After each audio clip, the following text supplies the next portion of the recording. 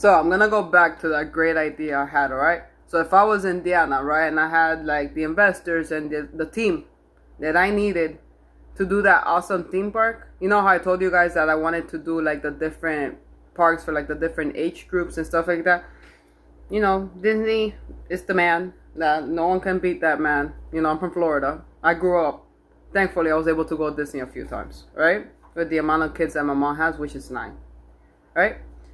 And you know, and I've also gone with other family members. You know, I went with Evelyn Mojica.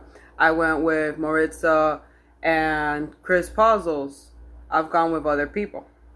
You know, I went with Yurina and the kids to parks in Orlando.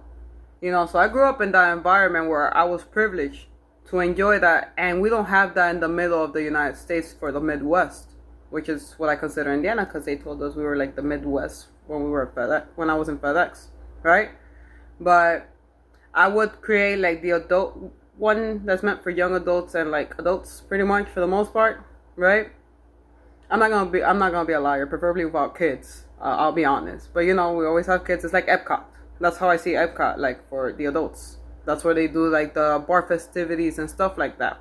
I've never been to Disneyland. I go based off Disney World. But going back to my idea, I was thinking like a whole section for drag queens. You know how the kids have like, I just went to Legoland and Peppa Pig for my niece and my nephew, right? They have like the mascots. Just like we have in schools, we have a mascot. Mine was home of the Trojans. It's a warrior, right? And then home of the Cobras. I never got to see any of their cheerleader stuff, so I wasn't there for long, right? I think it's home of the Cobras. Oh no, I lied. I think that was Ferguson.